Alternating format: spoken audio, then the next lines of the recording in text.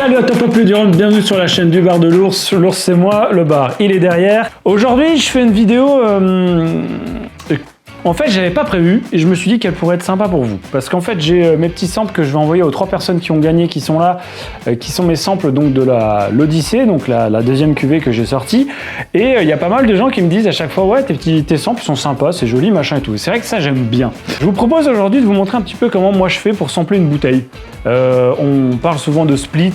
C'est en fait des échantillons de rhum, et tout simplement pour voir comment l'ours il fait pour faire ces petites bouteilles, ces petits échantillons, ces samples.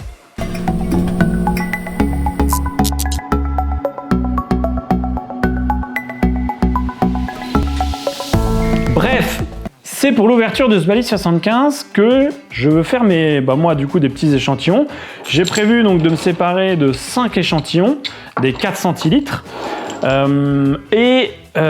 En fait il faut réfléchir un petit peu, si tu ne l'as jamais fait, tu te dis comment est-ce que je fais. Donc là je vais vous montrer comment je fais moi pour splitter cette bouteille. Alors je la split pas en entier bien évidemment, il y a plein de raisons à splitter une bouteille, à la partager, oui c'est partager, c'est le split, c'est découper en plusieurs parts en fait tout simplement. On va le voir ensemble dans cette petite vidéo.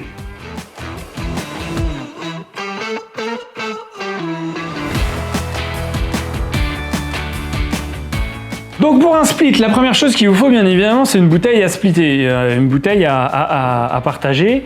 On peut le faire avec n'importe quelle bouteille, bien évidemment. Forcément, moi en faisant un split sur une bouteille de Balice 75, je sais qu'il y a des gens qui vont être intéressés parce que c'est pas quelque chose qu'on a tous les jours. On peut faire des splits sur absolument n'importe quoi. Je pourrais faire, j'en sais rien, moi j'ai un Malécon 13 ans là qui traîne là, à la limite je pourrais faire des échantillons pour s'il y avait des gens qui étaient intéressés. Pour le coup, ça m'étonnerait qu'il y ait des gens intéressés par cette bouteille.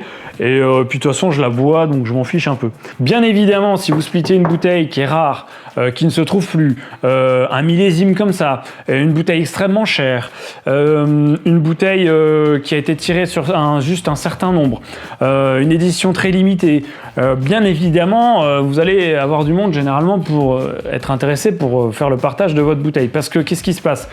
Quelqu'un qui veut acheter, par exemple, là j'ai mon Bali 12 ans, quelqu'un qui veut l'acheter aujourd'hui, c'est une bouteille qui, je crois, qui coûte autour de 60-70 €. Bon, 60-70 €, t'es prêt à te dire, allez, bon, je l'achète, on verra, je pense que je vais quand même aimer, etc. Quand tu arrives sur une bouteille, alors là on est un petit peu sur un extrême avec le Bali 75, mais quand tu es sur une bouteille comme ça, qui déjà se trouve quasiment pas, qui se trouve entre 450, 650, voire même des fois plus, tu te dis, avant de l'acheter, si c'est pour de la spéculation, bien évidemment, tu t'en fous de la goûter. J'en connais plein quand non n'est pas ouverte, mais ça c'est notre histoire. Mais si tu as envie de le boire, une bouteille comme ça, tu te dis putain, je vais mettre 450, 500, 650 € dans une bouteille, je vais l'ouvrir et finalement je vais être un peu déçu. Bah merde, c'est dommage.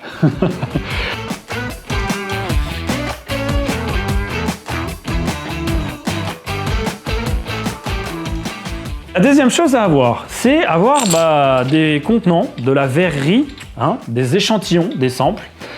Moi, j'achète sur un seul site. J'espère qu'ils me feront une promo la prochaine fois parce que j'envoie tout le monde vers chez eux. C'est un site allemand, Bocaux et Verrerie, je crois, quelque chose comme ça. Je vous mettrai le lien exact si vous voulez. J'ai dû dépenser plus de 300 € déjà au moins chez eux. 5-6 commandes, j'ai eu une seule fois une bouteille cassée. Bon voilà, ça arrive quand on envoie des verres.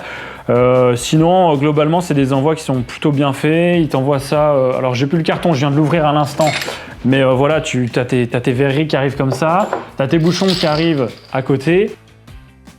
Donc ma verrerie est là. J'ai celle-ci. Après j'ai de la verrerie que je réutilise. Ça par exemple c'est des verreries que je réutilise, qui étaient des samples que j'avais reçus, des échantillons. J'en ai plein d'autres ici derrière moi. Il suffit que je fasse ça. Voilà, je t'en sors plein d'autres.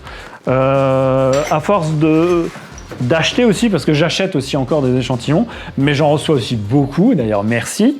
Donc tu peux les réutiliser de cette manière-là. Sinon, tu peux en acheter, tu peux aller en pharmacie.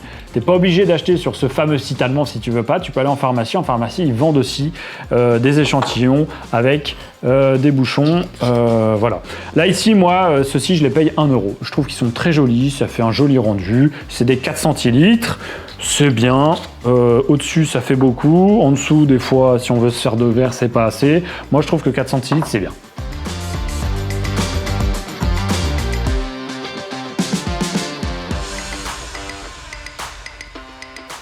Donc une fois que j'ai ma bouteille, une fois que j'ai mes verreries, moi je passe à l'étiquette. Alors l'étiquette, il y a un truc très très simple, c'est t'achètes au supermarché des étiquettes pour les gamins qui mettent sur leur livre, tu vois, comme ça, tac, tu marques dessus au stylo et tu colles ça sur ton échantillon, pardon pour le bruit, de cette manière-là, tac, tu le colles dessus, tu fais ça toi-même avec un petit marqueur ou un truc, ça fonctionne très bien. Ça, c'est la solution simple. Et qui coûte globalement le moins cher. Puisque acheter des étiquettes comme ça, tu vas dans les Jiffy ou tu vas dans les papeteries ou les trucs les moins chers ou sur Amazon, ça doit se trouver aussi. Enfin voilà, ça coûte pas trop cher, même au Cora, au Lidl, j'en sais rien. Après, tu prends juste ton petit stylo, je sais pas si j'en ai un, t'écris dessus, tu le colles et basta. Et encore plus simple que ça, c'est tu prends une feuille de papier, tu coupes un morceau, t'écris dessus, tu prends du scotch translucide, et ça donne ça. Voilà, c'est aussi simple que ça. Là, pour le coup, tu n'as même pas acheté d'autocollant, il faut juste du scotch translucide, c'est tout, enfin du scotch. Et ça te fait ton sample. Ça fonctionne. Tu as les infos, voilà. Évidemment, moi, je préfère recevoir ça que recevoir ça. C'est sûr, bien évidemment. Mais ça fonctionne, tu te fais pas chier, en tout cas le moins chier possible. Le mec, il est content, il a les informations sur le sample. Moi, ce que je fais, c'est qu'en fait, j'imprime les étiquettes. Donc, je les fais en fait sur logiciel. Je les rapetisse. Ça donne ça. Donc, ça, c'est un peu des vestiges. Hein, tu vois, il y en a partout. Je prends mes ciseaux. Hop là. Je coupe. Tac. Tac. Voilà. Hop là. Et je vais venir mettre ça sur mon sample de cette manière-là. Soit, ce que je vais faire, c'est que je vais utiliser la même technique que là. Je vais mettre du scotch. Donc, ça rend ça. Voilà, tu as une petite pellicule dessus, mais si ton scotch est qualitatif, c'est pas très dérangeant. Enfin voilà, ça c'est très bien même d'ailleurs. Et sinon, tu peux coller l'étiquette, donc t'as pas de pellicule par-dessus, tu as directement ton design. Je préfère cette technique-là en termes esthétiques, je trouve ça plus joli. Après, au moins, tu es sûr qu'avec ça, si tu mets du rhum dessus, l'étiquette est toujours lisible. Là, si tu te foires, ou si la personne se foire, et que du coup elle veut boire, faire une jolie photo, et bah ton truc qui dégouline, l'étiquette elle est attaquée. Parce que là les étiquettes, qu'est-ce qui se passe? C'est que moi, donc, je les fais sur logiciel et je les imprime chez moi avec mon imprimante. Donc c'est pas du tout du rendu professionnel, ok? C'est une imprimante couleur classique. Simplement, ça c'est du papier tout pourri. Là par contre, pour mon Bali 75, j'ai acheté un papier avec du grammage beaucoup plus épais. Le rendu est plus qualitatif. À la caméra, vous ne verrez pas trop, mais la personne qui va avoir son étiquette sur le sample verra que le rendu est quand même plus qualitatif. Alors bien évidemment, ça coûte plus cher. Mais sur ce genre de mamie, moi, je considère que le sample, il doit être aussi qualitatif que ce qu'il y a à l'intérieur, aussi exclusif un petit peu que ce genre de choses, ce genre de produit que tu as envie de goûter.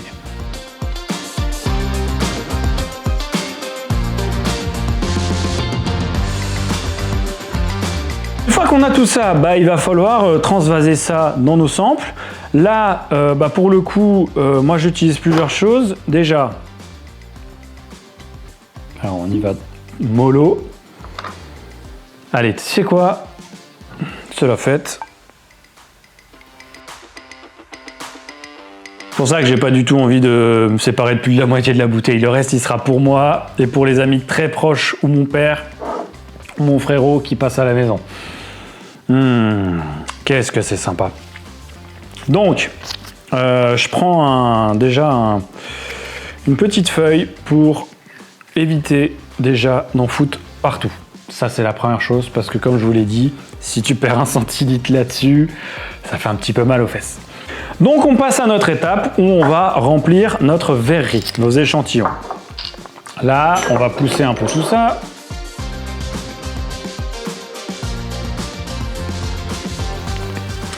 Alors là, ici, aujourd'hui, ma technique, ça sera juste avec les deux là.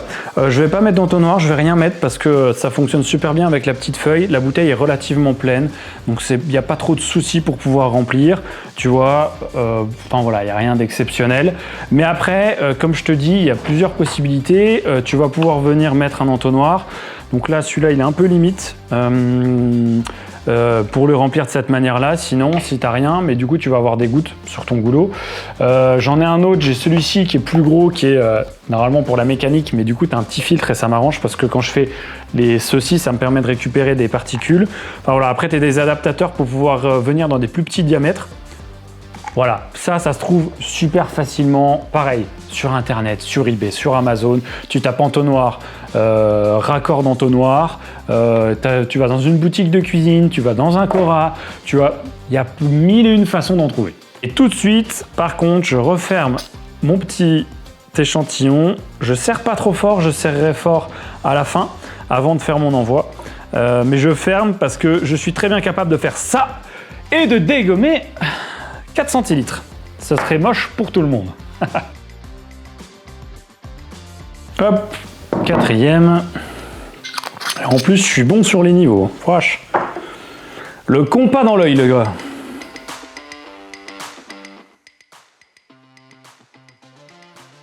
Mes 5 samples sont remplis. J'enlève ma petite feuille. Je rebouche ma bouteille délicatement. Et ça, c'est pour moi.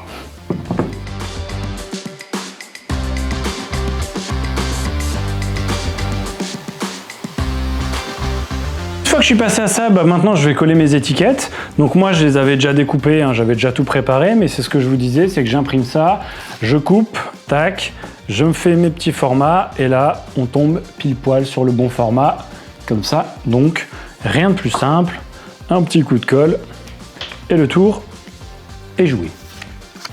Mon sample est bon.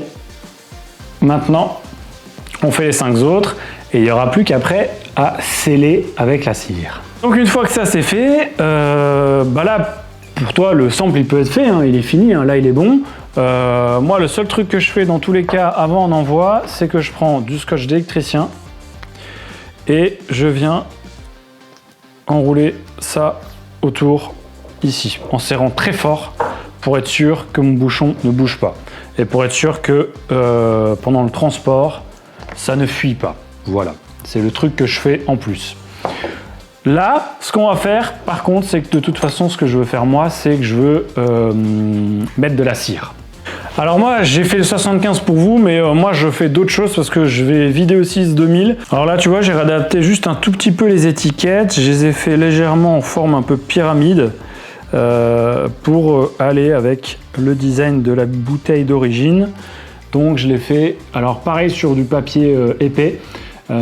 Et je l'ai fait un tout petit peu en style un petit peu pyramidal. C'est pour le style, c'est tout. Hop, tu vois, j'ai mes 3 petits samples qui sont prêts à recevoir la cire.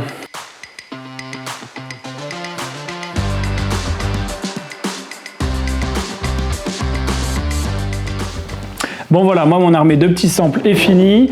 J'ai mis les étiquettes, j'ai rempli, donc maintenant j'ai plus qu'à mettre la cire pour sceller mes bouchons. Là c'est le moment où je serre bien chacun, pas pour péter le pas de vis, mais pour vérifier que ça soit bien enclenché jusqu'au bout et être sûr que j'ai pas de surprise, que même en mettant la cire, il n'y aura pas d'air qui passe à l'intérieur ou de petites fuites avec notre breuvage. Donc à partir de maintenant, je vais te prendre, tu vois, je vais prendre tous mes petits samples là sous la main avec moi et je vais t'amener dans ma cuisine parce que sinon on s'en met absolument partout. Hop, on va venir s'installer ici, la machine est là. Donc normalement j'utilise de la cire jaune, mes petits lingots que je t'ai montré. Aujourd'hui c'est exceptionnel, j'ai voulu tester avec du rouge, c'est une machine tout ce qui est plus simple, juste avec un petit bouton, tac, tu l'allumes, c'est fait normalement pour pouvoir faire tout simplement fondre la cire pour s'épiler. Donc voilà, tu trouves ça pour 40 €, pareil, t'en trouves un peu partout. Après, tu prends ton petit sample, tu viens le tremper à l'intérieur jusqu'au niveau du col. Tac, je mélange bien. Ensuite, je vais maintenant le sortir. Et là, par contre, je vais attendre que tout le surplus de cire, parce que celle-ci est lourde, elle est encore plus lourde que la jaune, j'ai l'impression, que tout le surplus de cire s'en aille, tout simplement. Et après, sinon, si je veux que ça fige instantanément, je prends un verre d'eau froide et je viens tremper mon sample à l'intérieur. Voici le rendu. Je trouve ça super sympa. Pas non plus tout enlever parce que sinon après ça te fait des bulles d'air.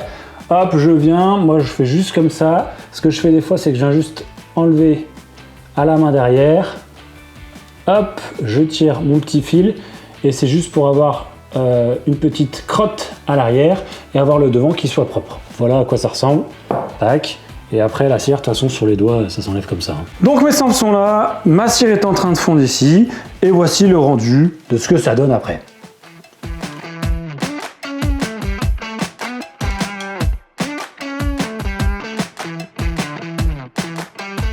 Donc voilà mes petits samples qui sont, je dois dire, assez jolis, très esthétiques.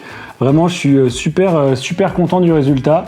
La cire est vraiment de meilleure qualité. Alors celle-ci, je l'ai payé un peu plus cher que mes lingots. Ça fait des bulles. C'est pas terrible. Et franchement, en fait, j'ai acheté de la vraie cire pour bouchon, donc à cirer, à cacheter, notamment pour les bouteilles de vin. Et c'est clairement 1000 fois supérieur en termes de rendu esthétique, évidemment, mais pas seulement esthétique, en termes aussi, on le sent, en termes de rendu craquelage, bulle d'air en dessous, il n'y a rien, c'est nickel. Donc si vous voulez acheter de la cire et le faire vous-même, je vous conseille plus celle-ci que celle que j'avais trouvée pour s'épiler. On en arrive au dernier point qui est le point financier, puisqu'il faut évidemment penser au financier. C'est relativement simple. Si vous voulez pas spécialement faire de bénéfices sur l'histoire, vous prenez le prix de votre bouteille, vous divisez le prix par le nombre de centilitres, donc 70 centilitres. Moi, je suis autour de 450 €, donc vous divisez ça par 70 centilitres, ça fait à peu près 6,46 €, je crois. Donc j'ai arrondi à 6,50 €. Donc en gros, 6,50 € de rhum, 1,50 € d'étiquette, 1 € de cire, 1 € de verrerie. Vous arrivez à 29,50 € et moi je rajoute 1 € pour tout ce qui est autour, c'est-à-dire la main d'œuvre, tout le bordel que ça me fait, le temps que je fais pour le faire, le temps que je crée les étiquettes sur l'ordinateur, parce que ça c'est pas quantifiable et vous pouvez pas le mettre en palpable, mais c'est pour ça aussi que je fais des jolis samples, parce que voilà, on paye un certain prix, mais du coup tu as quelque chose de sympa, qualitatif qui arrive quand même. Donc là, pour vous donner un ordre d'exemple, je vends à 31,50 € les 4 centilitres de Bali 1975. Après, quand tu vas sur d'autres quilles, par exemple je crois le 2000, on est bien moins cher, bien évidemment, puisqu'on a une quille qui est aux alentours de 170 €. Et je crois que j'ai fait un calcul où j'arrive à 9,20 €, je crois, le sample de 4 centilitres. On est autour de 10 € le sample de 4 centilitres, en gros.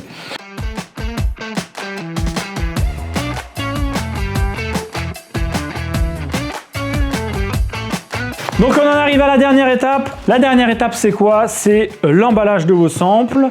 Moi généralement j'utilise des boîtes à chaussures pour mes samples, parce que c'est vrai que c'est rare quand tu fais des samples, c'est rare que tu en vends un seul. Après là à 31,50 € ça peut être vendu seul, mais c'est vrai que généralement la personne va dire les frais de port sont de 4 €. Est-ce que tu peux me rentabiliser un petit peu ça? Est-ce que tu as d'autres choses à me proposer? Donc généralement tu peux proposer plusieurs samples. C'est vrai que ça fonctionne plus comme ça, parce que si tu as un sample qui coûte 4 €, que tu l'envoies et que la personne coûte 3,50 € pour la livraison, c'est un peu con quand même. Donc bref, moi, boîte à chaussures, obligatoire le papier bulle autour, je les emballe, je fais comme ça, j'emballe, et après je mets un bout de gros scotch, ce gros scotch là, donc ça me fait une pièce, ma pièce est là emballée. Une fois que ma pièce est emballée, je prends une boîte à chaussures où je mets encore des choses dedans, je la mets à l'intérieur, donc emballée, je mets mon sample emballé, et après je remets encore des beans par-dessus, tac, je referme ça, et je scotche à tire-larigot pour que ce soit le plus stable possible. Les boîtes à chaussures, c'est bien parce que c'est relativement costaud, donc c'est pas mal parce que tu as des cartons Amazon, c'est pas du tout costaud. Donc si tu mets pas de pack bulle autour de ton truc, tu as une chance sur deux pour qu'il soit mort quand il arrive chez la personne. Et il n'y a rien de pire que d'envoyer quelque chose à quelqu'un qui le reçoive et que ce soit cassé. Parce que non seulement lui, il est pas content, mais toi non plus, t'es pas content. Si le mec est cool, tu t'arranges avec lui et puis... il te paye quand même la livraison, machin, j'en sais rien. Si le mec est pas cool, il va te demander de le rembourser, ce qui est plus ou moins logique parce que le truc est arrivé cassé. Après, c'est pour ça aussi qu'on prend des assurances. tu peux prendre des assurances. Généralement, moi, quand on parle de bouteilles comme ça et qu'on t'envoie une bouteille comme ça à plus de 400, 500, 600 euros, il y a une assurance directe avec. Ça, c'est obligatoire. Par contre, sur des petits samples, c'est très rare qu'on fasse des assurances. Là, si je fais un pack à 100 euros avec plein de balis dedans, peut-être qu'on va quand même imaginer avec le gars avec qui on l'envoie, prendre une assurance quand même, au cas où. Mais quand tu fais des petits envois, c'est vrai que c'est pas forcément quelque chose auquel tu penses. On est plus quand on parle de grosses bouteilles généralement. Et donc une fois que tu as fait ton colis, que tout est prêt, que tout est machin, eh bien là tu demandes à la personne si elle veut donc du coup un mondial relais puisque ça coûtera forcément moins cher, ou si elle veut un envoi directement chez elle. Directement chez la personne, ça coûte vraiment plus cher, j'en sais quelque chose, hein, parce que je fais quand même quelques envois de temps en temps. Le mondial relais c'est vraiment le plus pratique parce qu'en plus la personne, si elle n'est pas chez elle au moment où elle va recevoir le colis, bah, du coup en mondial relais elle sait qu'elle peut y aller le chercher de telle heure à telle heure, il est là-bas, au moins tu es tranquille. Voilà, je pense que tout a été dit pour un split, un partage, un échange de bouteilles de boissons spiritueuses. Merci à toi Peuple de Rhum d'avoir visionné cette vidéo. N'hésite pas comme d'habitude à commenter, partager, liker, venir sur la page Facebook, le compte Instagram. J'espère que ça t'a plu. D'autres contenus arrivent. Je vous dis à très vite et comme d'habitude, n'oubliez pas, pas plus haut que le rhum. Il n'y avait pas grand chose là-dedans.